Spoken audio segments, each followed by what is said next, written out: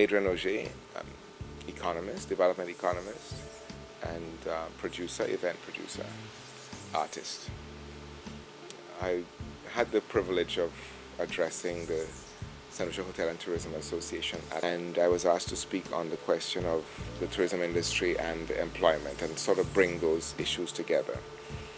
The main thrust of the presentation was to point out that over the last 30 years or so, we have been having a downward trend in the growth rate in the country.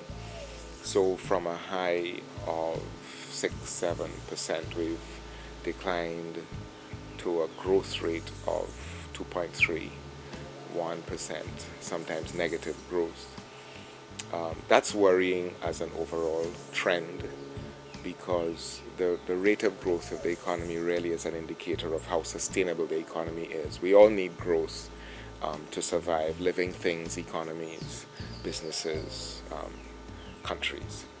And so to observe a downward trend in the growth rate, which is to say we're growing, but we're growing by smaller and smaller increments over the long term, is to suggest that there's a structural imbalance somewhere in the economy, which is to say there's something about the way the economy is shaped, the way its various sectors interact, public, private, productive sectors, that is not producing the sort of growth that we ought to be seeing, which really needs to be around 5 or 6% a year to deal with inflation, to deal with population growth, and to deal with the overall objective, which is to raise standard of living for everybody. And if that's not happening with all of the efforts and resources that we're expending every year, then you really need to take a serious look at that and say to yourself, okay, why is this? My particular presentation looked at employment, because that's the subject I was asked to look at. And so I focused on how the growth rate compared to other general economic, macroeconomic indicators. Among them, the rate of inflation, which should be an indicator for whether or not the economy is heating up or cooling down, whether you have too much demand chasing too few products, whatever. That should give you an idea of, and it should be reflected in some way in the employment rates. What we see, though, is that unemployment remains high, despite what's happening in the economy, both in terms of growth rates, inflation, and other indicators, major macroeconomic indicators. So that suggests that there's a mixed match of some kind between what our development objectives should be and what our education system is doing and what our unemployment rates are doing.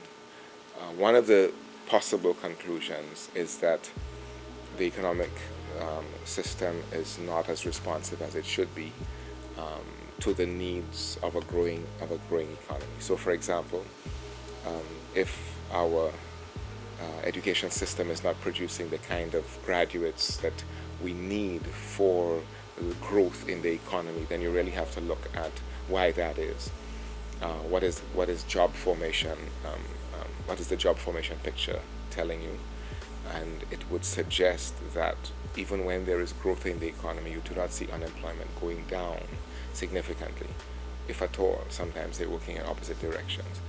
So the possibility is that tourism as a growth sector is not generating the quantum of jobs that we ought to be seeing.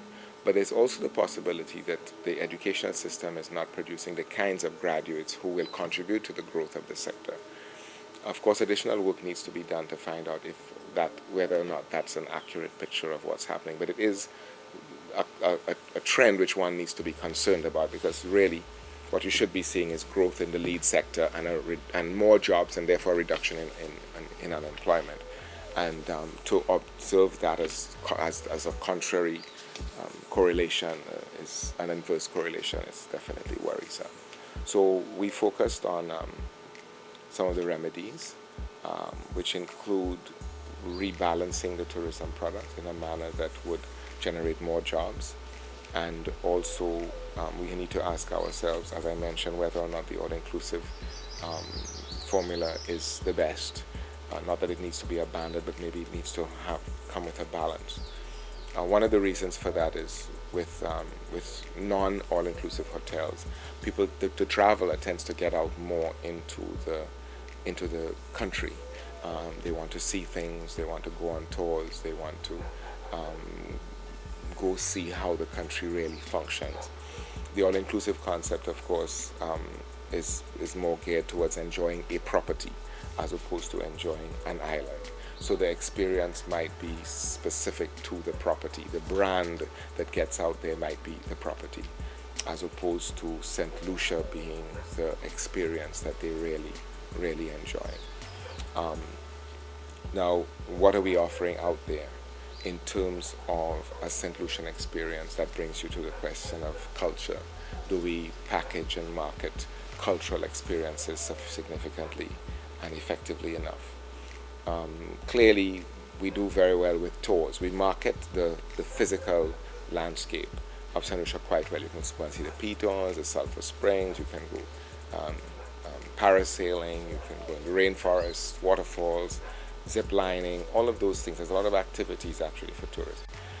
But then the cultural and artistic component of the tourism industry, or of the culture offered to the tourism industry, I think is still very underdeveloped, and it's an area where we need to focus a lot more effort, especially now where we're talking about the creative industries being a major platform for growth. And it can be. And many economies in the Caribbean and outside of the Caribbean, we have some great examples of the creative industries contributing significantly to gross domestic product, to overall economic activity.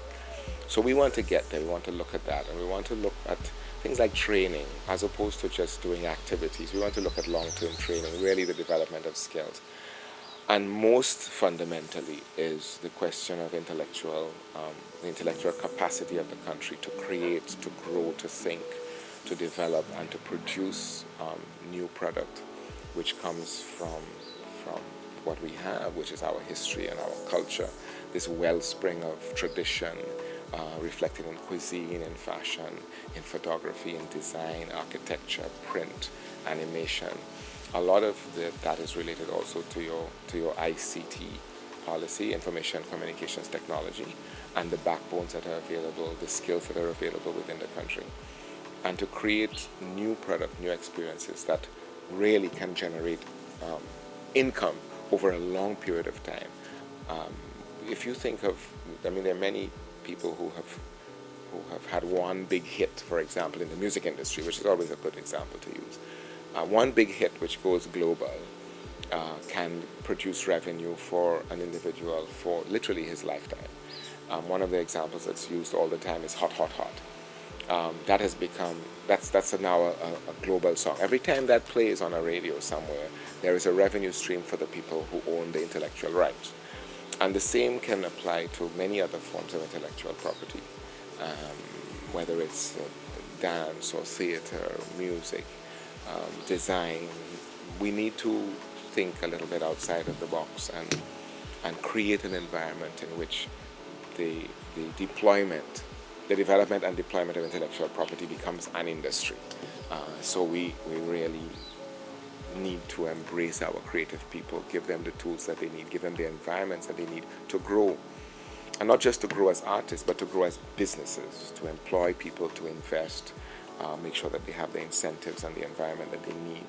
Because the creative industries is as much about creativity as it is about industry. It's not so much about somebody just producing something on their own for their own joy and pleasure, which is very important, but that's more like fine art. Creative industries is about economic activity, the production of intellectual property-based, IP-based output for consumption, for sale, for export, for distribution. The film industry, for example, is one such potential. Every St. Lucian life is a drama in itself. It's a soap, as we say. We need to take those stories, for example, and create film, movies, documentaries, short stories, feature films. Same thing with our literature, which can be developed for the screen. There are many, many, many stories. I mean, you just have to think of your grandmother's story or your mother's story or your step aunt who went to Panama or Curacao or England. Or we have so many stories, and not only are our stories of us, they're also of the world. I mean, St. Lucians went to the gold mines in Cayenne. They went to build the Panama Canal. They fought in the Second World War. They were part of the making of post-industrial um, England. Um, the growth and expansion of the United States in the 50s and 60s. We are part of that story. We're part of world history, in as much as the battle of the French and the English over St. Lucia, which continues to have an amazing presence in world history. So we need to tell all those stories, and if we can sort of dive into the wellspring of our own experience, then we can pull out commercial product that has a life, that has longevity, that has revenue streams. Then instead of waiting for other people to tell our stories, we could be the ones doing that. So you develop cameramen and film editors and studios and all of the infrastructure. And then other people come in and use that. So the film industry, whether it's New York or California, now finds out, hey, you know what, you can make films in St. Lucia, and there's a remarkable landscape. We have beaches, hills, valleys, waterfalls, rainforests, wide open plains, seascapes, islands. So we have a lot of stuff going for us, and the strategy now has to be, how can we, without losing it, without prostituting it, how can we turn that into a real basis for growth, development, diversification?